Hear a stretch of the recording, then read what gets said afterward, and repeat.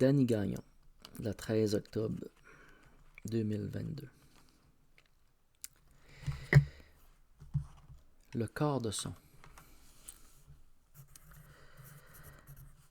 J'ai fait un soin. Puis j'avais à dégager une entité.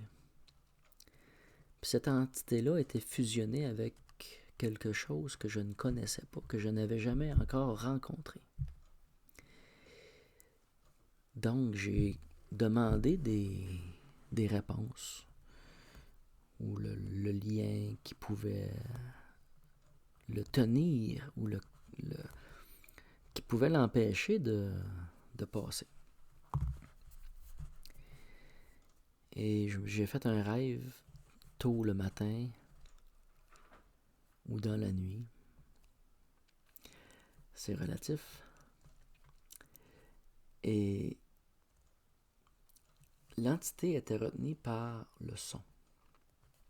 Pourquoi le son? Là, je me suis mis à chercher. Dans sa dynamique, c'est comme le cri, c'est comme la douleur, c'est non seulement ça, mais c'est aussi la larme. Puis c'est pas un type de larme, c'est un type de larme précis, c'est un type de cri précis, c'est un type de son précis. On pourrait parler même du son de l'alarme, qui est une forme de peine, de frustration, de découragement. C'est relativement pénible pour les gens qui le vivent, parce que c'est comme une vampirisation quotidienne pour certaines personnes d'être à la fois dans un corps émotionnel déployé et être prisonnier, si on peut dire, de ces principes-là. Puis quand je me suis mis à décortiquer les énergies derrière, j'ai rencontré un prêtre du son,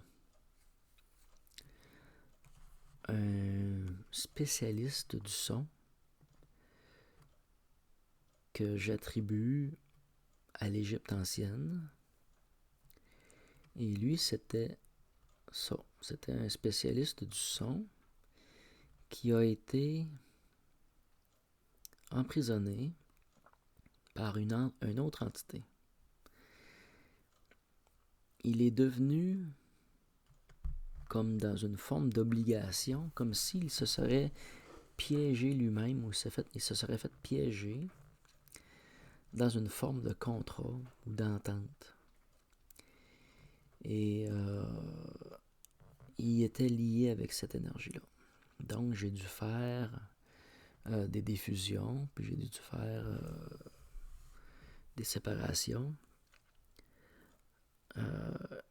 Puis ça m'a amené à analyser ce qu'était le corps de son, ou le son. Et j'ai eu un débouché intéressant, puis des expériences presque traumatisantes aussi. La première expérience, je vous dirais, qui était traumatisante, c'est j'ai été voir le show de Rammstein à Montréal. Ça faisait 2 ans que ma blonde avait acheté des billets pour Rammstein, puis il avait été remis à cause de la COVID. Donc, dans le spectacle, il a passé une chanson qui est Poupée, mais que les paroles ne correspondaient pas forcément à ce qui était présenté. Parce que ce qui était présenté, c'était un enfant qui brûlait dans un berceau. C'était pas joli du tout. Puis c'était même écœurant, terrifiant, puis désagréable. Et à la fin de la chanson, si on peut dire, il y a comme le bébé que tu vois l'image, c'est une image de synthèse modifiée.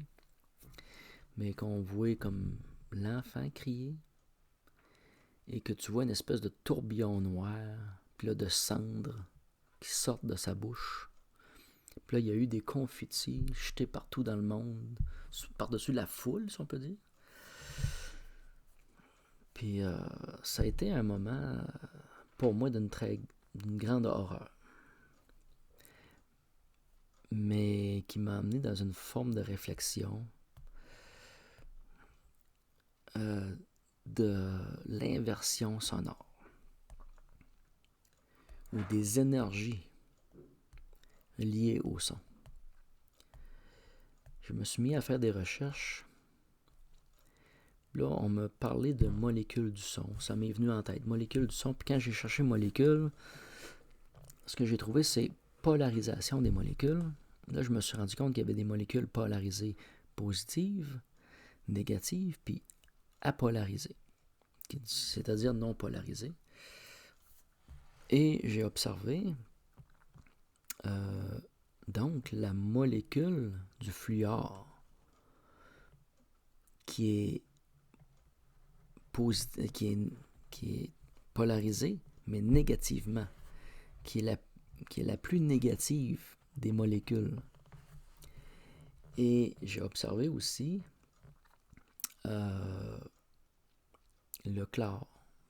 Puis là, je me suis mis à observer les molécules, les électrons, les neutrons, les protons, les ions. Puis ça m'a amené sur l'hydrogène. Puis quand j'ai vu l'hydrogène, puis le potentiel des champs énergétiques autour de ça, j'ai fait wow, wow, wow, wow, puis wow en même temps, c'était... Il y a tellement de potentiel autour de l'hydrogène, c'est hallucinant. J'ai observé, à travers ce qui m'était expliqué, ce que moi j'ai appelé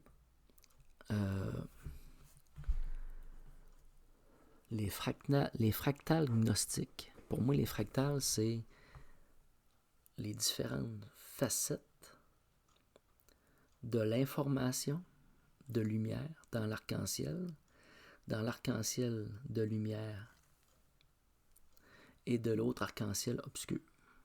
Donc, il y avait comme tout ce qui était visible et des champs invisibles, dont les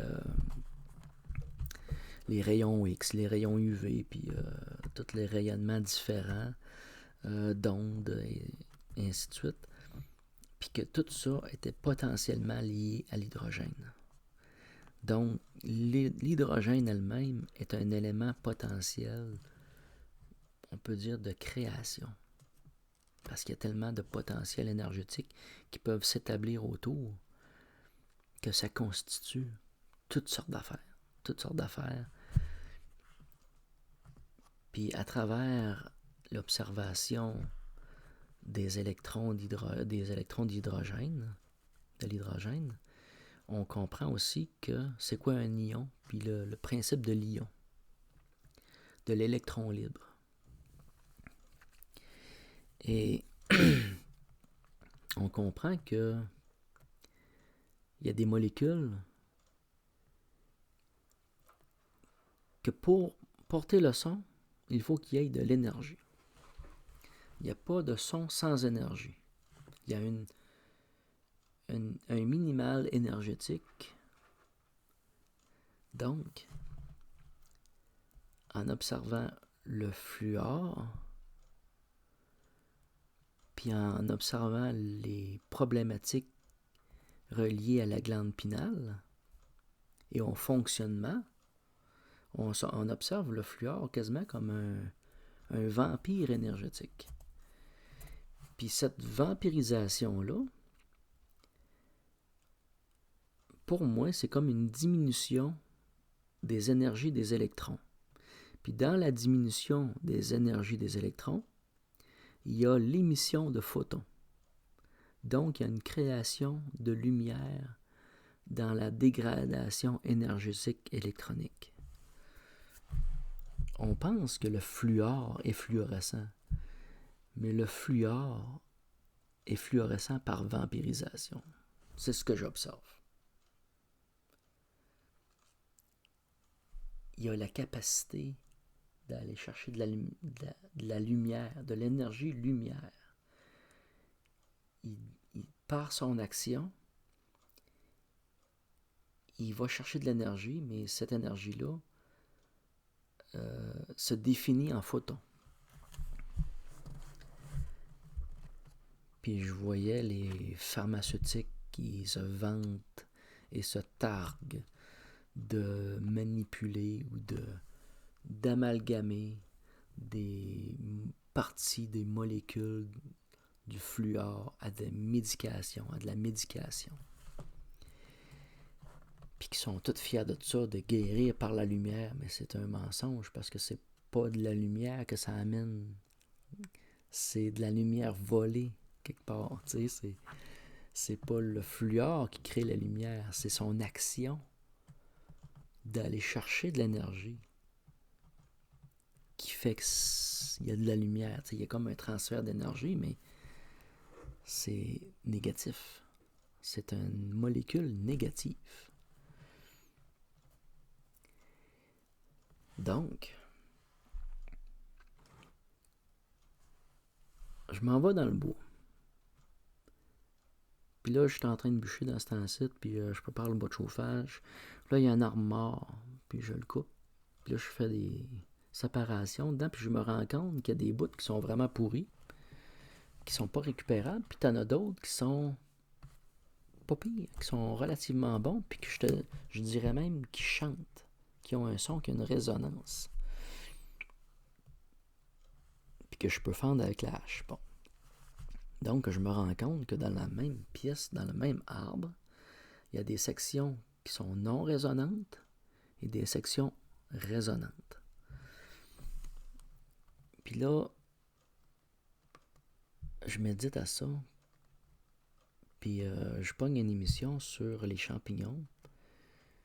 Puis il y a un gars qui va faire un voyage en Amérique du Sud, je sais pas trop où, dans des îles pour observer des algues fluorescentes, des champignons fluorescents, puis tout ce qui est un peu fluorescent. Là, puis je me demande si c'était pas le Panama, quelque chose comme ça. Et je me rends compte que les champignons, je disais que ça déminéralisait, mais en vérité, un champignon va dégrader l'énergie d'une structure. Puis que quelque part, on pourrait peut-être même observer des champignons qui sont dans une dynamique de fluorescence par cette action-là.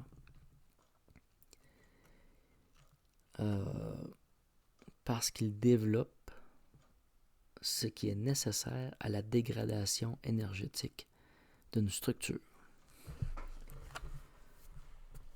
Donc, on observe la matière qui contient le son et la matière qui ne contient plus de son. Et là, je me mets à observer mon corps. Je me mets à observer le principe du corps de présentement vous parler, émettre des sons qui seraient comme des ions libres ou une énergie. Je vous transmets une énergie sonore.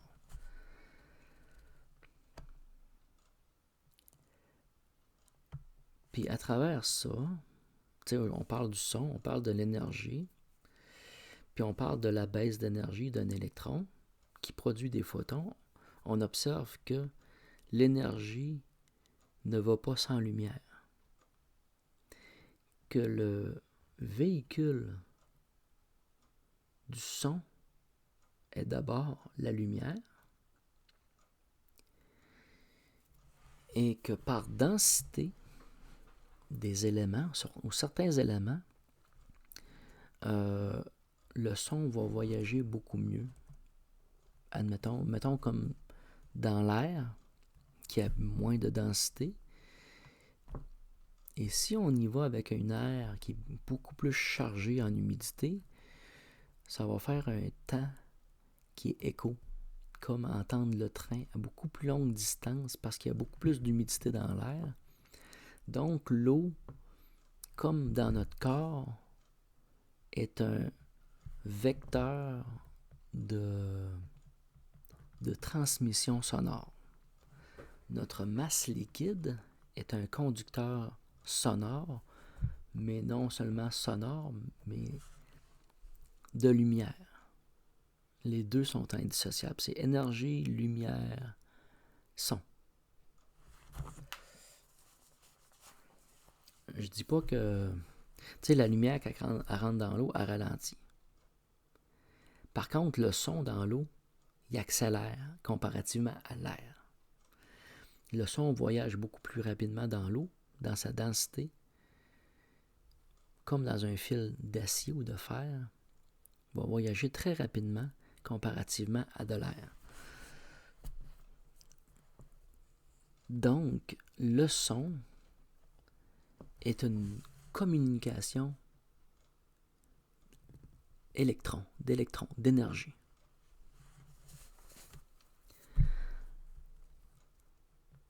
Puis, à observer tout ça,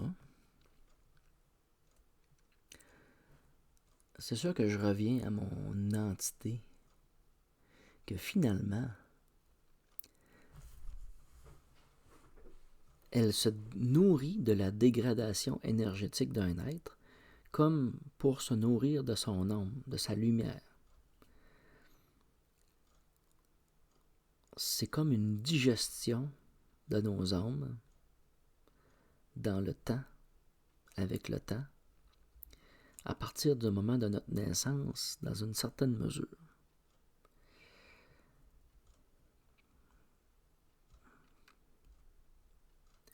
Le son laisse une empreinte. Le son est une empreinte de la lumière.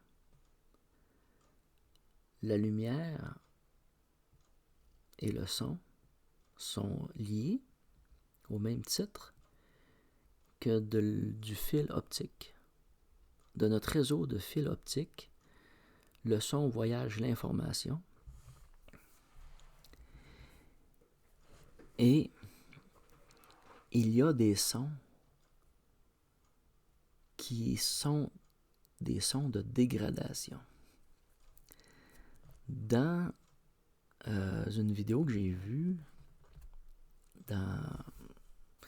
avec Gaïa, si on peut dire, il parlait d'une émission qui parlait des pyramides, de l'énergie des pyramides, mais du vert inversé, de l'énergie verte inversée, qui était à faire très attention quand on crée une forme pyramidale pour créer une espèce de champ d'énergie, de ne pas faire un effet d'énergie verte inversée qui est considéré comme un gris. Mais quand j'ai entendu parler de ça, moi, ça m'a ramené directement à une vision que j'ai vue, à quelque chose que j'ai vécu,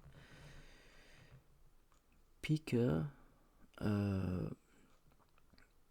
j'ai pas dit à personne parce que c'était un sérieux problème, puis que c'est même dangereux.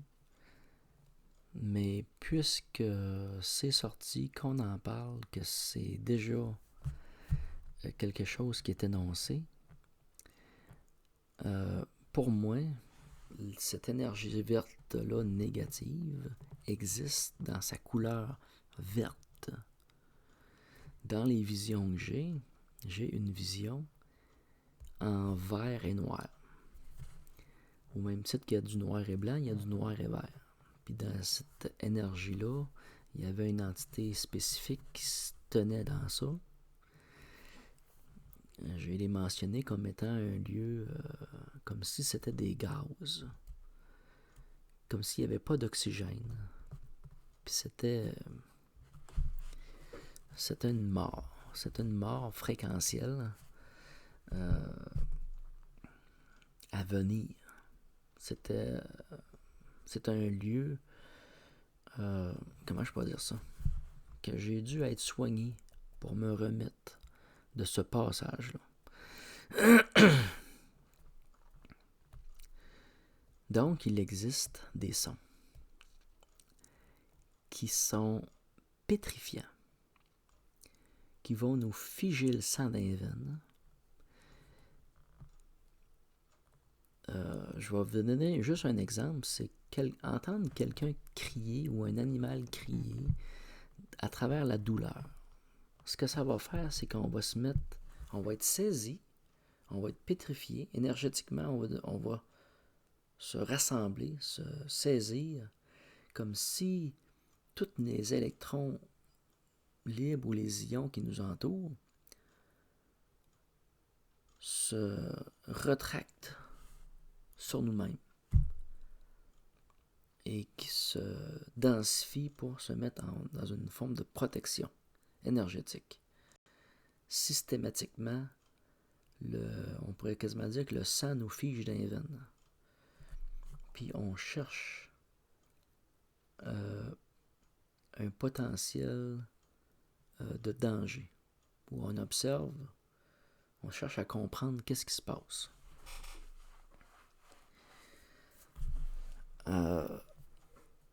Donc, il y a des sons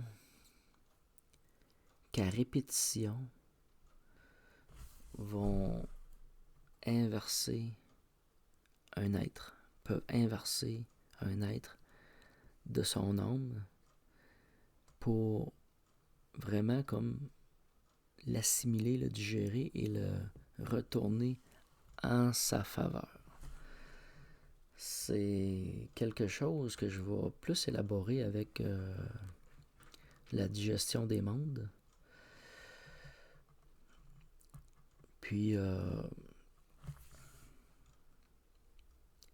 y a donc des entités, des énergies qui se servent de la souffrance pour se nourrir et qui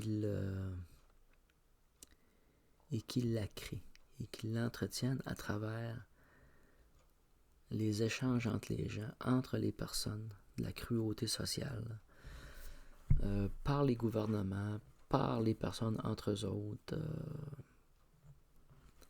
par toutes sortes de la mauvaise alimentation,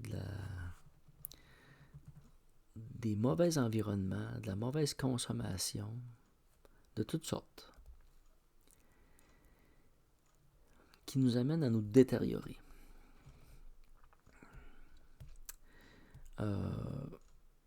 Donc, les pierres, au niveau énergétique,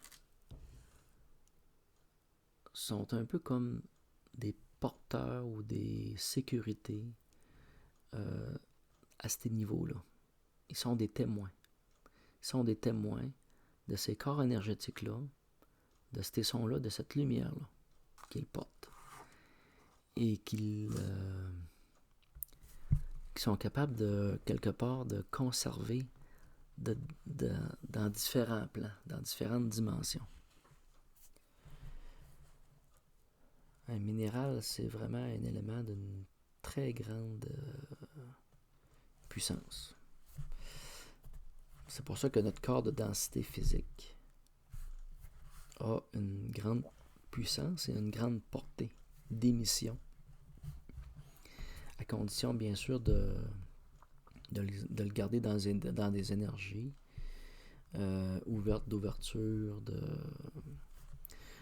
pour le bien, pour la guérison, et ainsi de suite. Là. Bon. De prendre soin de son corps minéral. C'est un peu comme prendre soin de son corps de son. Sont intimement reliés. OK. Ça fait pas mal le tour de mes observations concernant le corps de son. Et je vais me diriger vers le corps électronique. Merci.